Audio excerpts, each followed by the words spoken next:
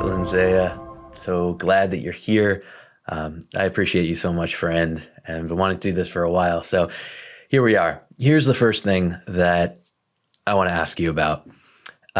You've been posting some stuff and talking about disrupting the beauty culture that is killing us.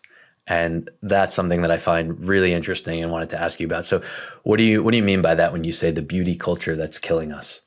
Oh my goodness. Well, I believe that we have been truly programmed to believe that we are less than worthy and that we must become something different than ourselves in all sorts of ways. Everything from the makeup to hair color to our nails painted to our boobs done, our lips injected, lipo from here and there, calf implants, like breast implants, the whole thing. I see it as this idea that we aren't enough as we are. And many can consider this to be in conflict because I manage the US territory for a hair color company.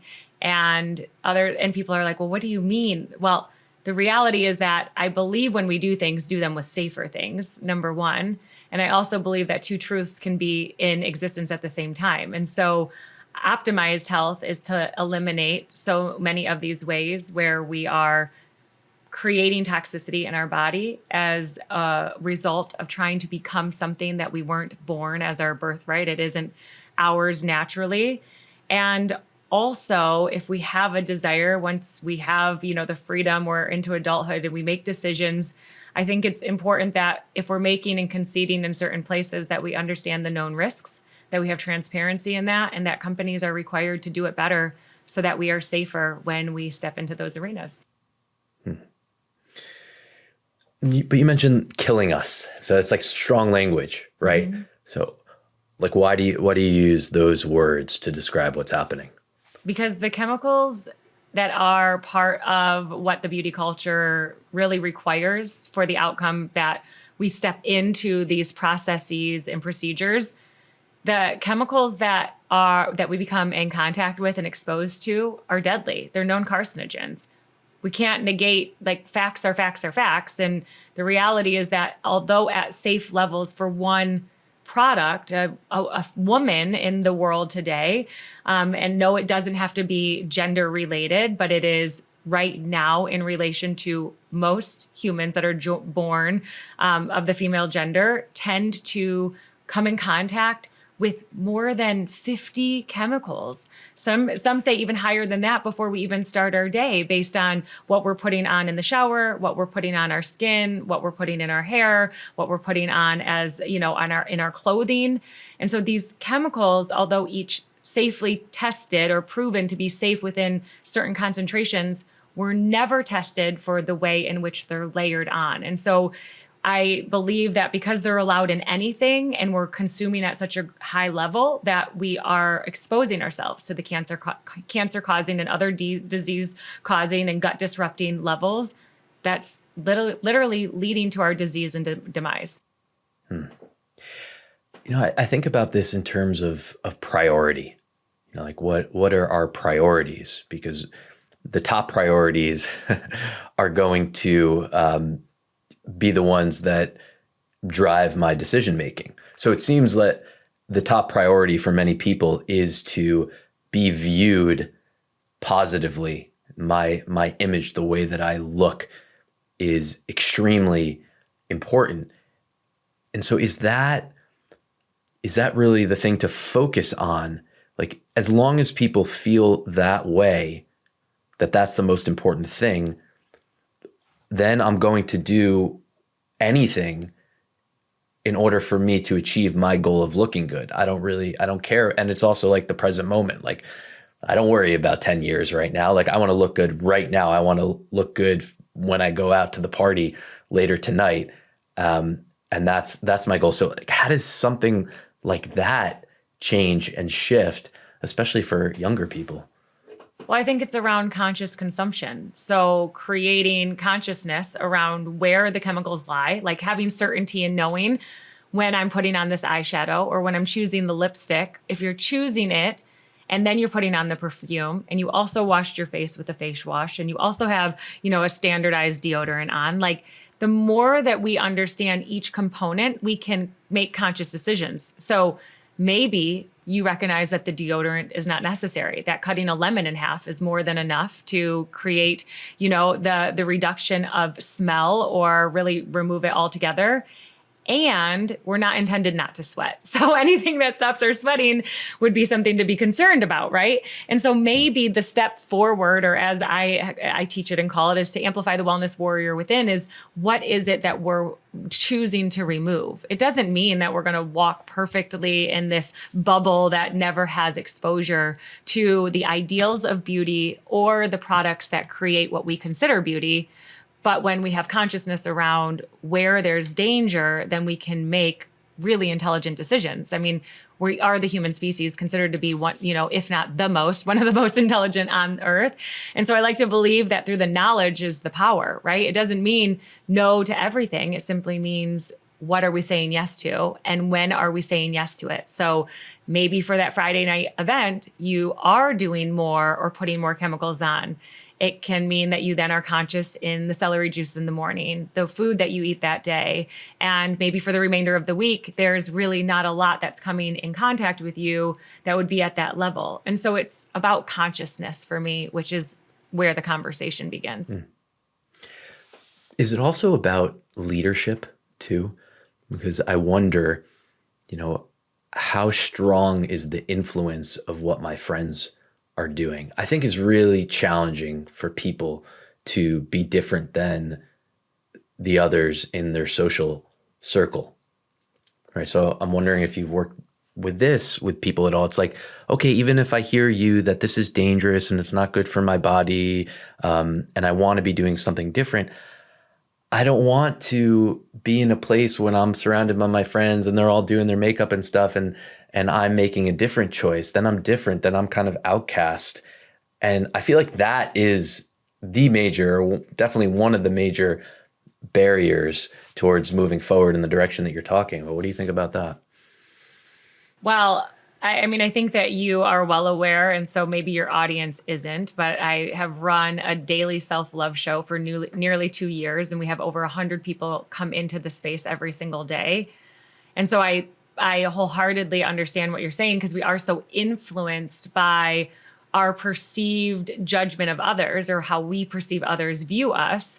And I believe the antidote to that is becoming centered on self, knowing that we're sovereign and that we are, like, our worth is determined by how we see ourselves. And we're actually the first messenger of our value, of our worth, of our concepts, of our ideas. And so for me, it's about coming back to self, like coming back and knowing that the humanness is to be pulled in the directions of influence, and that we're not going to be able to escape, especially in the era of tech. We're not going to be able to escape the commercials and the magazines, unless there's some way to shut it all down. It's going to be here.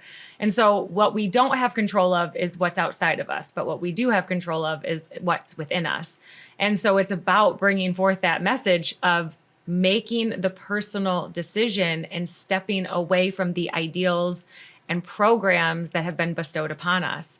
And it is a learning. It's also an unlearning. It's a reprogramming. But when I think of how do we walk through this, and how do we really start to create a boundary for ourselves where we give ourselves permission to stop caring what others may think, it's in that place where we find the freedom to become conscious in our consumption, make decisions that amplify the wellness warrior within, not get stuck in the what we shoulds, but rather what we choose to do. Yeah, I find this, like, not caring about what other people think to be so deep. I've been working with this one for some time. And the more that I work with it, the more, if I'm being honest, like, it's tremendous. It's huge to actually do that. And you mentioned before, like holding both of these things in your hands at once. The fact that, like, it is human. I think I've heard you say, it's a deep desire to want to be desired by other people, or to be seen. So there's like two parts of me. There's one that feels like, okay, this is here and I don't think it's going away completely. So to accept that as a part of my own humanness. But then the other side of it is like, how much of this can I drop genuinely? Like what is possible for me, in this realm? Like because my heart, I think, wants not to care, but I'm so caught in the habit in my mind of caring, but it seems that care is preventing me from really feeling free in my life. And maybe all of us, right? Like instead of tapping into, okay, this is how I am. This is my natural way of being. This is how I was created, which to me is like such an obvious thing. Like, and the children are our teachers with this. You see them, they don't have that self-consciousness, in them. And like, man, so I want to get to that place. And I think I've come a long way, and many of us have, but it's like gentle on that path of shedding it and being okay too, of holding on to something for a long time. But man, like it's sad. Like it makes me feel sad how deeply rooted that care is for myself and others, because ultimately it's going to lead to suffering. Why? Because I don't control someone else's perception of me. So I'm investing so much in something that's illogical because it's external. And that's the work that like I'm interested in doing a lot, mainly because it's just so practical. Like, why would I be invested in so much in something that I don't control? That does not make sense. What makes sense is to like really dive deep into what I do control and work with that, because that's going to lead me to feel a lot better. What are your thoughts on this? Yeah, no, I mean, well, the first thing is that I would say you're not alone. And in my belief, we don't move past the feeling of it. I actually think that is to be human. It's this connectedness. I just had it earlier today. For those your audience may not know, but I'm 21 days out of surgery. And being vulnerable for any person is not something that, like, in the midst of vulnerability, you're not feeling the strongest you've ever felt. Even if you know you're being brave and doing a brave or strong thing, something as easy as asking for help, something as big as maybe being very transparent with your journey. And just this morning, I had finished loading groceries. It's still pretty, I can't lift my arms over my head. I'm still pretty tender in a lot of places. And I turned, and I actually have emotion coming up because I turned and there was a gentleman walking right past my cart. And I go, "Oh my goodness, sir, would you mind taking my cart in for me?"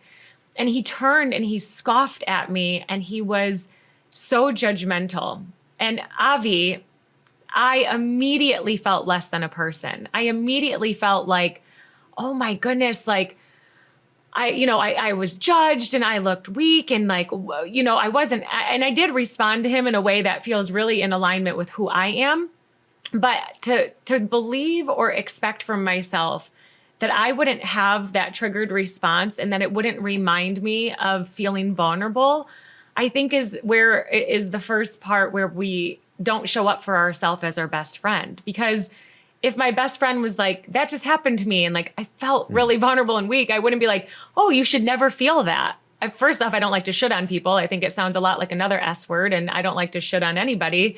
But the reality is that I would hold space for that being a very realistic truth that I too would experience likely in the same circumstance. And so for me, it is, I have no expectation to move away from the space where I consider or am impacted when someone else has an opinion of me.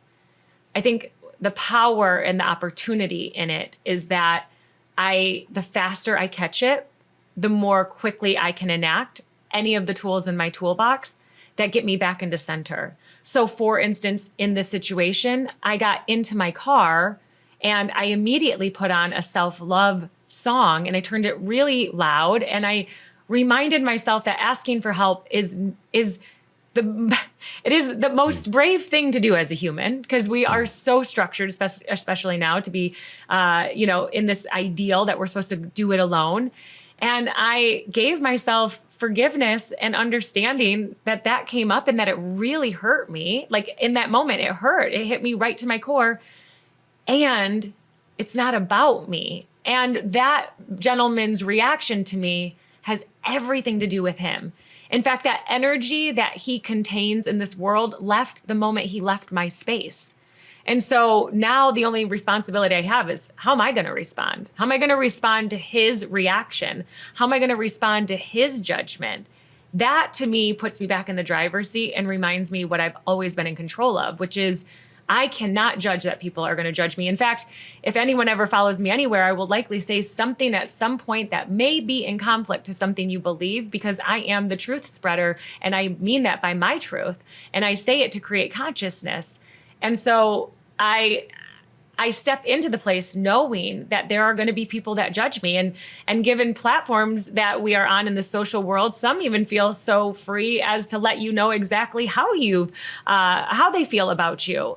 And if I get wrapped in the expectation that when they say that, I won't feel something, in my opinion, I'm asking to remove my humanness. So I have permission to feel something, but I also have the incredible opportunity to have awareness very quickly and get right back into what I can control and get recentered on who I am and be sure of who it is that lives within me and the light that lives within me, and to get back to shining that quickly. And that for me is the journey that we do on repeat. And I think it is the most exciting one, because we get to celebrate how quickly it can happen. Have you ever seen yourself as a filter? Like looked at yourself in this way, like all these things, the stimulation is coming at you, like this experience that you shared for this person, he brought this energy to you.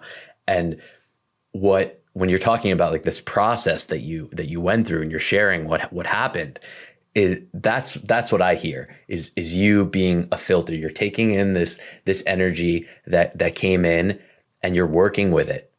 You're using your tools to work with it. And then something transforms. It's like all these opportunities in these interactions are opportunities to transform energy. Well, and I like to consider it, and I've got goosebumps to my core right now, because I like to consider it, this is the daily gym. Like we talk about going and flexing the muscle or working out. If you want better biceps, you do a whole lot of bicep curls. Well, if you want to be really great at stepping through times that are difficult because others are imparting their judgment on you and they're literally directing negative energy in your direction, if you want to flex that muscle regularly and you want to become effective at getting back into your center, you're going to have to walk through the experience regularly. Like you will not become proficient by sitting on the sidelines. And so for me, like I look at that every time as like, awesome. Thank you for my workout. Thank you. You just gave me thank you for your personal training. I just now became stronger. And so, there's no, it is not there in the moment that I am wounded. In that moment where it triggers me, I feel it first. I've become really in tune with where in my body certain things land and what story or connection or trigger that's connected to. But one of the antidotes to that for me is the gratitude for the opportunity to flex the muscle and frickin' show myself yet again how quickly I can come back to what lives within me. And that is the recenter and recenter and recenter. And so the more that it happens, the more gratitude I get the opportunity to have. Yeah. It is so interesting to me too. The word acceptance is coming to me. It's like you talk about,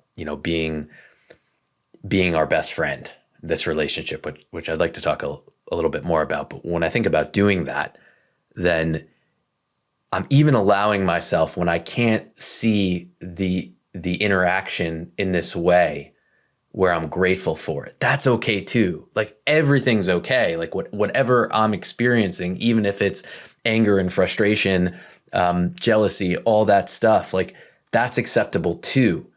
It's not making anything wrong. Like that's getting caught still in that same game. What I say is like taking myself too seriously, and And the cool thing that I've noticed about doing this is that if I allow it to be okay, then that happens less of the time. Like I would prefer that any challenging situation that I have, that I right away see it as an opportunity, just like what you're saying, to flex my muscle, right? But that's also not going to happen. Sometimes it's just going to be too much. So I want to be honest with myself about those moments too. Like what do I do about those moments when I'm not able to see that it's an opportunity, Well, there's a difference because again, now we're putting ourselves into a time constraint and we're judging ourselves against time. So we may not be able to do it quickly, but I believe that if we're here and we're surviving and thriving, and if we're intentionally putting forth, an abundance mindset, some will call it, or having high levels of emotional intelligence, if we are doing that regularly, then the time component is our own humanness of judgment. Yes, I'm going to strive to do it as quickly as possible. I had an awareness on that same trip to the grocery store that's been, I would have liked to have it years ago, and I had it today. So, the moment that we have it is the moment and opportunity for gratitude. And it doesn't negate the journey that it takes to get to that place. Like you don't erase one for the other. And the celebration is when we have the awareness. Like we can't change, shift, or be intentional around something we don't even see. We can do something accidentally. We can do something in second nature. We can do something habitually. We can do something simply because it's our way of being that impacts somebody some way, but you cannot say it's intentional unless there's awareness. So the moment awareness is created is the moment for celebration, because that's where the shift happens. Like that's when we're back in the driver's seat. Until there's awareness, we are moving in habit, moving in, by nature, or all moving because it's our task. They're not the same thing. And the time constraint, I think, is one of the fastest ways that we get into personal and self-judgment. Like because it didn't happen by our expectation of time. I strive to do it quickly because I value every breath that's been gifted to me. And so, of course, when something takes me out of alignment and robs my joy and steals my joy, it's going to be optimal for me to be able to get back to what is within me. But that doesn't mean every emotion I feel is high vibration. Like I'm a human. And so doesn't mean I have to rush through the pain, especially if it's a pain because of loss or because of a significant concern. But something like a gentleman casting judgment because he thinks I'm a young girl that's being lazy, that really doesn't serve me to stay with it for long or allow it to stay with me for long. And so I also think there's to discern the difference and not judge ourselves, but be aware that there's a significant difference between feeling low vibration because I've lost a loved one versus having a wounded heart because someone judged me about a shopping cart. I wonder about awareness and if there's even anything else that I need to have the intention on doing. Like, is it just enough to have the intention to be as aware as possible and trust in the power of awareness? Well, I think if you spend time with me, you'll learn that I have an aversion to the word need because there are very few things we need to do in this world. We need to eat, we need to drink, sleep, shelter. Some would say love and community. Some other things may make some people's lists, but in priority, there are very few things we need to do. And so for me, we get an opportunity to choose to. We have the ability to do so. And so first, right there, I don't think there's anything anybody needs to do.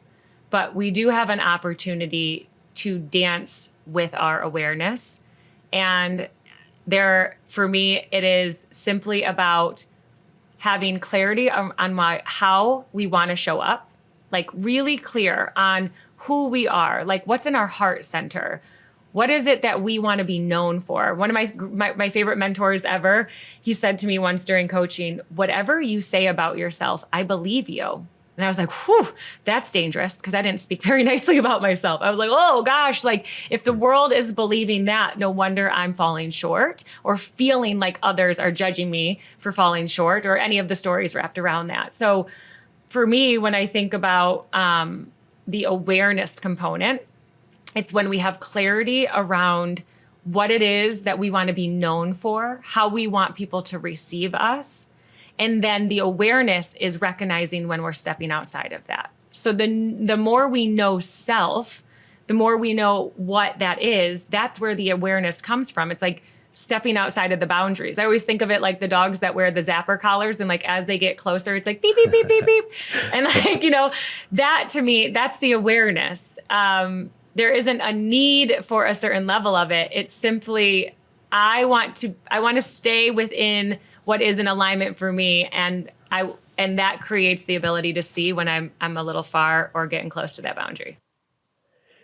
Right. Yeah, I agree. And I don't think that need is the right word. More of the I get to be aware, or there's a lot here for me in awareness. I'm going to benefit from being aware. Yeah. And the reason why I bring this up though is because often within myself, like I'll have the tendency to project more into the future. Like I want to know what's going to happen, next. And so I like to simplify things. And so it's very helpful to just simplify it and say, awareness is my goal, because I believe in the power of awareness, and the rest of it will take care of itself. Mm-hmm. Yeah. I mean, without a doubt, I believe it is our consciousness that we come here for. Like we put the meat suits on, in my belief. Again, this may be different than others, but like we put the meat suits on, our soul steps into this human essence because we come here for many things. Awareness being the one that is the fine-tuner of the soul's journey, of our evolution, because that's where the lessons are. It's in those learnings of having and creating consciousness in the way that we move, and the experiences that we have, and the emotions that we feel. And, we can extend that on and on and on about all the ways that we create our life experience through awareness. So I think it's so interconnected. I do think of it like a filter. So I loved that you used that, like a lens, if you will. But I think of it more as like that zoomed out effect, like to be able to be present in the moment. And then so it's not always zoomed out, like watching yourself like a video game. Yeah. But it is this opportunity that when something is not favorable, that we are like, whoa, this isn't working well. I don't like how this feels. It's not, it's not going the way I planned. And then to pause and go, let me zoom out a little bit and see what I can see, right? I love the lens of a microscope, seeing it like that. And it's so fun, right? Like that is what's happening. That's what I can do. I can zoom in and get really into the nitty gritty and the details of something. And then I can zoom out and see that I'm existing on this planet that's hurling through space, Exactly. And you mentioned the best friend thing, which I would love to know what you wanted to cover there. But I do have a way that I feel deeply about this. Yeah, I've just experienced a lot of benefit in seeing myself in the way that I would another person, right? And that's a zooming out, right? Like zooming out and even seeing my job a little bit to take care of Avi. Because if I zoom out and I see like, what if we all did this? Like your job is to take care of Lindsaya, my job is to take care of Avi, everyone's job is to take care of themselves. Like what would happen in the world? And once I answered that question, I was like, whoa, I think like that's it. Like that's like lights flashing off, like answer, So if that's an answer for everyone, okay, well, why don't I start myself? Like that's all I can do. And so it's quite the practice. So I'm just interested in, that seems to be a practice for you too. So how is that practice going for you? And what have you discovered by practicing it? Yeah. So one of my dearest friends was the first person that ever really put into my consciousness this idea that you don't have a best friend in the friend group. Okay. So I used to reference, oh, this is my best friend from high school, and this is my best. And so like everybody was my best friend from some situation in my life. My best salon friend, everybody was my best friend. My friend goes, when in the world do you get a million bests? Right? Like best is like number one, the one at the front. And I was like, oh, like funny that I never considered it that way, because I've never looked at my friends as though there is a one, right? Like there are so many, they bring so many, you being one of them, like you bring a beautiful, unique way in which I get to interact with you that nobody else on this planet interacts with me. It is unique only to Avi.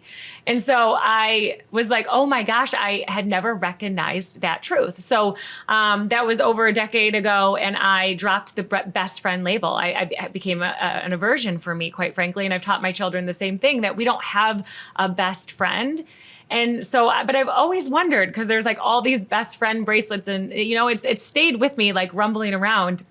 And it was through my first round of Brene Brown training. I've been blessed to go through training with her 3 times. And it was in the first round where I was like, oh, the best friend. It's us. Like we are our best friend. And how can we expect others to treat us in a way we don't even treat ourselves? So if we become the best friend with this body, soul and body, coming together, because that also is where I see the separation. Like the soul's journey will despise the body, will hate something about the outward self. Or when I say the outward self, that can also mean mental dysfunction, health issues. Like we come to be in conflict with the car we're driving. And I'm like, it doesn't work. It's not energetically, it doesn't work. It's literally, it's like putting the same end of 2 magnets together and asking them to unite. Like we are to become one, soul and body together.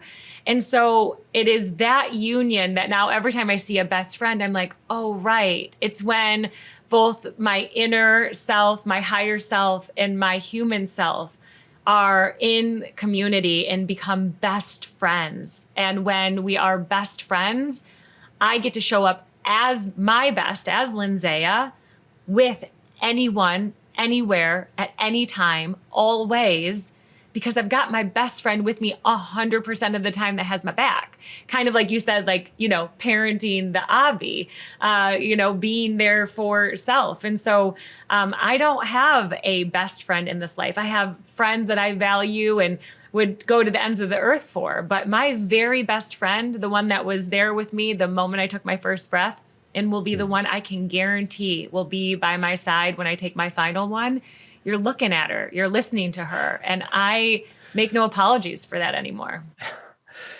I have goosebumps thinking about this now too, and I never even say that. Because wow, like looking at it through this lens, like what a relationship.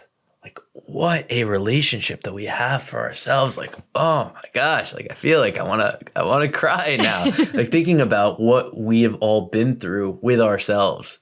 And that only we know. And the journey is like, it feels like it's too much to even, like so many things have happened to each of us, And instead of being aware of that, I think maybe there's a tendency to run away from the reality because it's too much. But maybe it's not too much. Maybe it's exactly like the thing, that key that unlocks the door to really feeling grateful for what this is, when I can be in touch with the magnanimity of the situation of my life. Yeah, I felt it too at the same moment. And I don't believe we're ever given too much. Even when the thing we're given is the thing that may be what takes us to whatever our next home is. I leave that for others to discern what they believe. But even when the last gift we're given may be whatever it is that is going to be our expiration, it's not too much. It's perfectly timed. It's divinely guided. It's intended for us. Like it's not a maybe, it's not too much. It's absolutely not too much. We have proven 100% of the time, if we are listening live to this podcast, you've proved to your best friend 100% of the time that you can get through it. Like you literally don't have an ounce of failure in it. or you wouldn't be able to be here listening. And so it's insane that we even begin to doubt ourselves. Like, I don't know if I'm capable. I'm like, what? Or my favorite is like, I'm trying. I'm like, what do you mean? You just did it. If someone like literally lifted up this cup and said, I just tried to lift up that cup, we'd all go, but you didn't try. I just watched you do. And so again, I think that when we become our own best friend, then we give ourselves that permission, the next layer of permission, to start celebrating the success, to not minimize or reduce the glory of all of our experiences, good, bad, or indifferent, because we weren't promised an easy life. We weren't promised a perfect life, because there isn't even such a thing, but we were given the gift of life. And so there's going to be a lot of experiences. They're not all going to be favorable. And that's because we're here to learn lessons. And if everything was favorable, we would not have the opportunity to show up for self.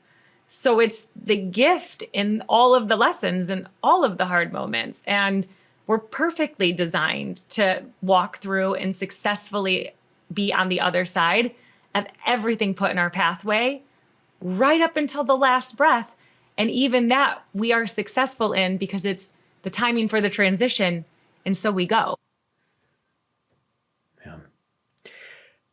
You know, when I hear you talking like this, it makes me think and feel that like everything's perfect, you know, the way that it's unfolding, and there's nothing to do. You know, but my mind really has the tendency to feel that there is something to do. I'm very interested in this, right? Like, and there's a lot of pushback, you know, but there's all this suffering and pain and things that are wrong and injustice in the world and all of that. And so it like flies in the face of this notion that everything is perfect and just the way that it's supposed to be, which now I believe that. I feel that it's true. It reminds me of, I think, a line from the Tao Te Ching, and it says, the master does nothing and everything gets done. So I'm curious, because I know you do a lot. I'm told this. Right, so that's perfect. Yeah, I'm told that, and so this is what I'm interested in, and like I have like an opinion on this myself, because I've been practicing. Like, right, my opinion is that when I kind of relax into this place that everything is how it is, well, I still need to do something with my time, right? Like, and I've come to believe that I will take. It's so tricky. Like the way that it works is so tricky, because there's no wrong action, but I've come to believe that I will take higher levels of action when I feel content and in alignment with that. There's nothing wrong. Okay. Right? Mm-hmm. Go ahead. No, I mean, I was into that, but yeah, I am often, this is something that is often spoken over me about how much I do. So it's something that I hear from the world often. And in the same breath, like, I'm perfectly placed to be doing the things I choose to do. And so I do as many as I am inspired to do in the way that I'm inspired to do it. And if that looks a lot for other people, I always ask, like, what are you measuring that to? Because it sounds a bit like comparison. And that means that there's some form of expectation of self that you're not meeting, because it's far less about what I'm doing. And in the same thing, I do meet, especially in our like healer culture, where there's this like, everything is perfect and I don't have to do anything. And I'm like, listen, when we say everything is perfectly placed to be in your pathway for success, first off is defined by you. So is that literally like, is that meeting the end of the month with the exact amount of money in the bank account to get everything done and this certain amount left over for whatever, or maybe perfectly matched? Like, your level, everybody's success is different first. So we can't use that as a metric to like do a comparative model. But even more importantly, when we think of this idea of relaxing into it is actually, in my opinion, trusting my best friend. Like trusting that when I'm called to task or have a desire, that I contain all that I need or I would require to be able to accomplish that. So need, breath in my air or breath in my lungs, food in my belly, blah, blah, blah. All the things required, the skill set, the knowledge, the ability to ask for help, all of those things. But the idea that the flow means never what some people consider working hard or chasing down a goal. The reality is that effort is put towards and intention is put towards a lot of things in my life. And I think when we approach it in like, I get to do this and this is fun and this is my bigger dream. And I don't look, the difference is I don't have a finish line. Like I don't pretend to know. I set an objective. On my vision board, I have an objective. I know what I'm calling in. My end of every prayer is this or something greater. That is always it, because I know that that's my human eyes see this as the possibility. I know the probability is high because I've been able to, again, make it all the way here. And I've accomplished a lot of things off that board. But I also know that because that is where I'm heading, it doesn't mean it's where the destination I'll arrive to. Often it surpasses it by leaps and bounds I couldn't even expect. So for me, it is like when we're considering the flow, when we're considering leaning into and allowing, that to me is leaning in and allowing me to be me. It is not leaning in and allowing and expecting what I want to arrive in my lap without any intention or energy put in the direction. And so I think they can live at the same time. I feel as though people will say, you do a lot. And I'm like, I'm in flow. Like I'm in flow. The way that I move through my days, I really enjoy the way that I construct and create my time and ideas and projects and planning. Like it only feels that way because of someone else and the way they're evaluating what they're doing. And so I ask people to step away from the idea that flow means no action, but to know you can be in flow while in action. That, I think you just summed up what I was trying to say. But I noticed there's like a fear of laziness. That if I let go into that flow, then I'm going to be lazy and I'm not going to like that person if I do that. Yeah. And I think it's fair because I do think that being self-guided and self-motivated are not things that are the easiest to walk into. I think that's why coaches and mentors and guides and,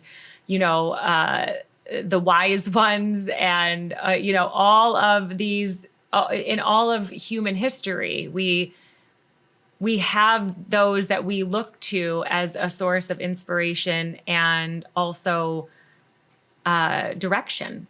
And so I don't think that, I think if we expect ourselves to always be self-motivated, then again, we're in this place where, I don't think we're meant to do it in that exact fashion. However, when you're showing up for your best friend, it's easy to be able to do things regularly, to stay motivated. When you have a desire around who you are and how you want the world to see you, it's in flow to be a fanatic about whatever it takes to get that done. And to know that doing nothing when that is being called to you, you give yourself permission for that too. But of course, like being in flow, not working, hanging out all day, and desiring $1 million, like those might be a bit in opposition, right? Like we may have to talk about expectation there. Right. What I would add to a need, and I love what you said about needs. I really agree with that. One need that if I'm being my best friend and looking at, how I can best take care of Avi, what I noticed there is that a purpose I would also add to that list a sense of purpose. I feel that, and I think most of us do, a sense of purpose. And it's that sense of purpose, if we're tapping into it, that will take care of the laziness aspect. Like that's an element of self-care, is purpose. If someone is not feeling a sense of purpose in their life, then I think there's something missing there to look at in terms of the self-care, element. But it's also, it's scary to tap into purpose. Yeah. Yeah. And the other thing is so often when I hear purpose, I hear it in reference to something outside of me. Like I'm looking for my purpose. I'll hear that all the time. Like I don't know what my purpose is yet. I'm looking to find my purpose. And I'm like, what if our purpose is to be our own best friend? Like, what if it is that it's like, that is the purpose? So what if it is to stand in a literal mirror or proverbial mirror? What if it is to stand in the mirror and ask your best friend, what is it that I could do that makes you the most excited today, that makes you feel the most in flow? Like, to asking these questions of what is that within us? And as we nurture ourselves, then we go out and we serve at a very high level, which many then reference that serving as the purpose. And I'm like, no, that's the result of having the purpose of taking care of self. Or even, I think what you're identifying is actually the feeling. The purpose is the feeling, and if you do something kind for someone else, you serve someone else, notice, how does that feel? And if that feels good, if it feels healthy, then that's the purpose. I think the connection is the feeling in the body. Yeah, people all the time are like, I just love to help people. Okay, I get that too. Like, I'm super generous. I know you're super generous. I know we roll with a super generous crew. So like, without a doubt. But I really call humans to consider the reason why it feels good. And to your point, it's because we feel good. So if we come back to serving self, not in an egotistical way, not in a boastful way, not in a conceited way, but if we come back to knowing what makes us feel good, and of course, conceiving health and all of these things, because we're not saying, oh, drugs feel good, take a lot of drugs, right? Like we are intelligent beings. So we do require rising to the level of our intelligence and understanding that it's about feeling good and preserving this human form that is our best friend. Like, what would we do that to our best friend? Would we give that drug? Would we say that word? Would we minimize that dream? Would we reduce the shine? Like, if we wouldn't do that to our best friend, if we treat ourselves like our best friend, and for our best friend, we would want them to feel the best that they could. And if the way they evoked that feeling of fulfillment was by serving, it requires a consciousness to understand that that's self-serving. Like right. It is not absent of serving self by helping someone else. Yeah. And it really excites me that nature is kind of set up this way. Like it doesn't need to be this way, but it is. And I think it's really cool that it is tapping into exactly what you're talking about. I think is just like going in the direction of truth. I think that is truth. And there's a lot of confusion around this issue. I think it's great. One thing that I wanted to ask you about, I've heard you talk about, becoming a mom and the shift that this brought for you, that was like a big change in your life. And obviously becoming a parent, I think, is one of those major life events that will open things up. But I wondered if you can share about, this event, this change, like what changed, and then also, working with other people, big changes, big shifts that happen where all of a sudden you see life in a different way. Like, yeah, just these events. Is there any similarities that you see about when they happen? Because it seems like sometimes like rare, that's like big change, big shift only happens, maybe a few times in our life. Yeah. Well, of course, there's no coincidence that I was literally sharing this story right before the cart incident. So everything's coming full circle. And if you know me, I love to look for miracles. So I love to witness them. And the more I see them, The more I see to seek, the more I see them, right? So in terms of becoming a mom, I was a young mom. I became a mom when I was 20 years old, and my daughter's the result of a morning after pill. Judge me if you'd like, but the real talk, I was in college full-time, working full-time, living with my then boyfriend, and I was in no mindset of having children. Like, quite frankly, it was the farthest thing from what I wanted in that time in space. And my sweet being said, I don't care what you're doing. I'm coming into this earth plane. And it's remarkable and the greatest miracle, because and I just shared this story. I grew up, with a scarcity mindset without question. Disease, illness, disorders, diagnoses, the whole lot. And I felt very ill prepared. In fact, I was terrified at the idea of becoming a mom, because I definitely didn't love, and for sure did not trust myself. And I felt very betrayed by myself. I felt very betrayed by the body that I had. I felt very betrayed by a lot of things about me. And I had that, you call it a big moment. I call it an epiphany, like a true epiphany that came through. Some will call it a God moment. Some will call it higher source. Again, I meet you where you are, but I know how it felt for me.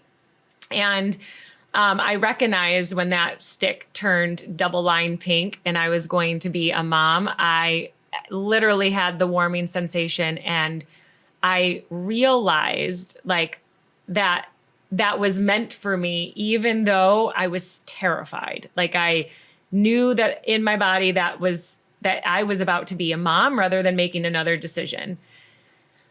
And it was not in that exact moment, because there were a couple months between then and finding out that I was going to be the mom to a daughter.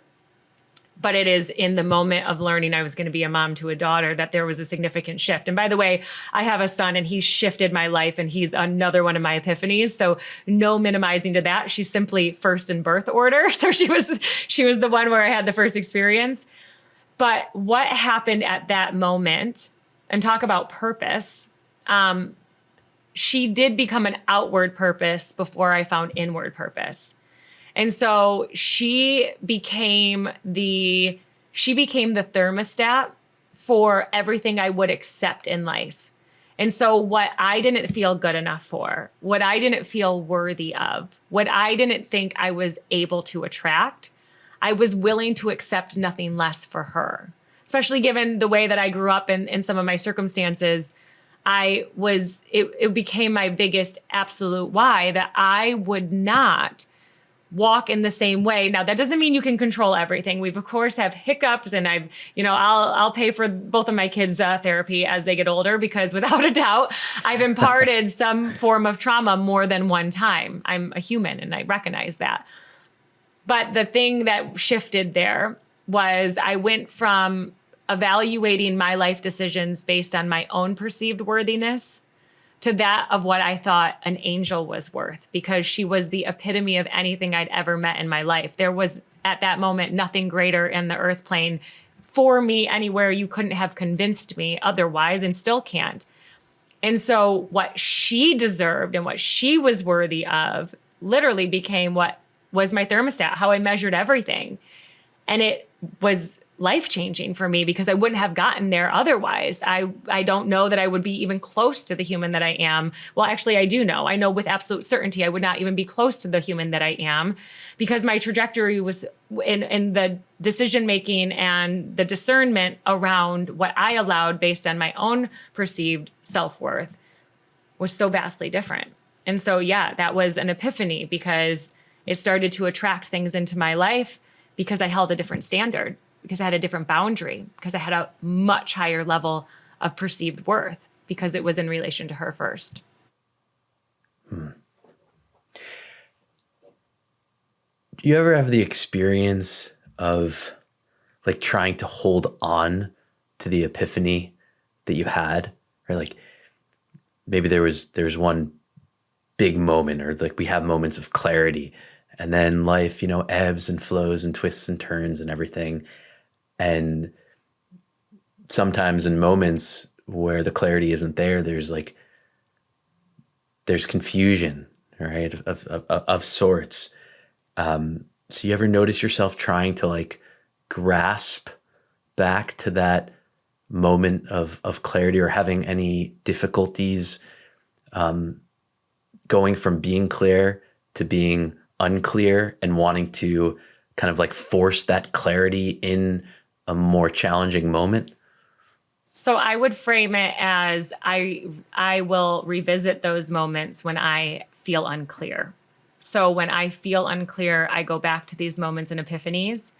And then another one of my great mentors shared this great teaching for me a long time ago that I've adopted, which is when you experience deja vu. That's a bookmark that you placed before coming earthside to give you the knowing that you're on the right path. Another great way of experiencing this is when we get, there's a difference between getting goosebumps and getting like chilled to the bone. And that's why we say chilled to the bone, because it's how we feel it all the way into our bones, into our center, our energy center. And so when she gifted me with that understanding, that every moment that I have deja vu where I'm like, oh my gosh, I have seen this, I have walked through this, like I know this. And then every moment that I get the bone chilling, I've already had it here with you. That is an energetic hug. That is a reminder. I don't require clarity. That is the certainty that I'm exactly where I'm meant to be, doing exactly what I'm supposed to do. I'm on the right path. I'm in my purpose. And there is nothing else for me to figure out outside of continue being what I am, continue stepping forward the way that I do, and don't lose sight of that, because it's why I get those experiences. So for me, I look forward. And so, yes, when I have the big epiphanies, I reflect on them when I have loss of clarity, for sure. I go back and sit in those moments where when I thought that it was not intended to be that way, it showed up and served me in such an enormous way.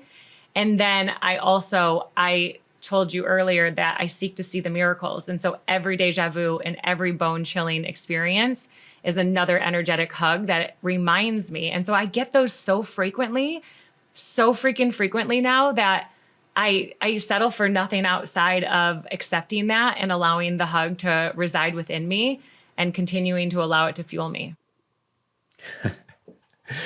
Yeah, you make me think back. Earlier today, I drove past a little tiny side street on a road that I don't normally go on, and it said Lindsay. It wasn't quite your name, but I thought hold it was on. like that. Let's actually unpack that for a moment. So and my birth name is Lindsaya. Nobody calls me that. My mom only ever called me Lindsaya if I was in trouble. It was Lindsaya Marie. That meant you're getting your ass handed to you. Oh, forgive me. I don't know but anyways, that's what it meant. But the reality is that based in the era and real talk, I'm going to go with the judgment and racism. And I don't consider I wouldn't have looked at my grandpa. I mean, he had friends from all colors of the spectrum. He also came from a different era, but that doesn't permit his judgment. And for him, my name was too reflective of something that was ethnic in his opinion. And it didn't have to do with only one type of people. It was literally ethnic. So it was to all of the things that weren't Italian, German, or white, right? And so it wasn't about a specific group of people, but 100% something that held true. And so my family actually called me Lindsay. So it was this interesting dichotomy. And I did do a ceremony where I went back and I have loved on Lindsay, because I separated from that identity, because I moved a lot around. My name is spelled Lindsaya. So every school, the new teacher pronouncing my name, well, when you're in second grade and you're in a brand new school and someone says Lindsaya and the whole class starts calling you Lindsaya, you're now known as Lindsaya, right? And so I actually walked with two identities. I had my identity with my friends and my social group and soccer and everybody. And then I had my family, my cousins and my grandpa and all of them call me Lindsay. And so that is a beautiful miracle that you even knew to speak that out here, because there was a union that did require, it wasn't required.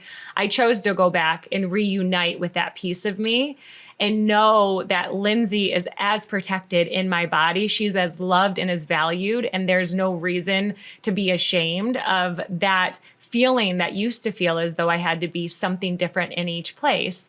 And so there's a marriage that happened within that. And so Lindsaya and Lindsay live within this body. However, if you call me Lindsay, I won't respond because it literally like passes me as not my name. Like people will be like, I was calling for you. And then I realize they're calling me Lindsay. And I'm like, well, that was kind of the problem. Like, you don't typically respond to something that's not your name. But, and then I've also had all the experiences of like credit cards showing up as though, back in the day when we had to fill in the blocks to get a credit card, like they pretended as though I like put the A there on accident and they'd scoot it to my middle name or drop it all together. And so there used to be this tug of war with the name Lindsay. I used to get really mad that everything was, you could go buy pencils and markers and all of the things with your name on them back when we were growing up. I used to get so pissed that there was never a Lindsaya, only Lindsay. And my grandma would take a little black marker and she would try to like personalize everything for me. God love her. So no, that right there was a miracle, Avi. That was a miracle. Thank you for gifting that to me. Yeah. No, it was cool. It was a miracle from wherever. I was like, wow, I'm meeting with Lindsaya later. That's great. Yeah, those moments. And yeah, I know how it feels too, not to have the little keychains or whatnot with your name on it. You can understand that either. Oh, Mash, thank you so much. There's so much that we didn't talk about still that you're doing. One thing, just to mention it, and so people know about you, is this idea around conscious consumption, which I think is extremely important, and growing your own food. And you're doing a lot around this. So I want to ask if people are interested in more of what you're doing, what's the best way to get in touch with you to find out more about what you have going on? The most beautiful thing is that if you type Lindsaya, pretty much, well, not pretty much, in any internet interface, Google, Safari, whatever, you're going to find me. So I'm not hard to find, but Lindsaya.com. It will take you right to the website, and that's easy to find everything and connect there. I'm also very responsive on social medias and can be found by my name everywhere. So I would invite people to know that I love connection. I'm an only child who's been calling in community my entire life. I enjoy and really thrive off of the connection and interaction. And so if there's something that I've said that someone creates some curiosity for someone, we host retreats and events, which are great opportunities to be in person with me and to get more of that intimate one-on-one. But we also do a lot virtually. And I would invite everyone to message me on any platform or visit the website, and let's connect. Thank you so much, friend. Thank you. Appreciate you. Appreciate this time together. Thank you. Thanks for listening. If you've enjoyed this content and think others might as well, please feel free to share and subscribe.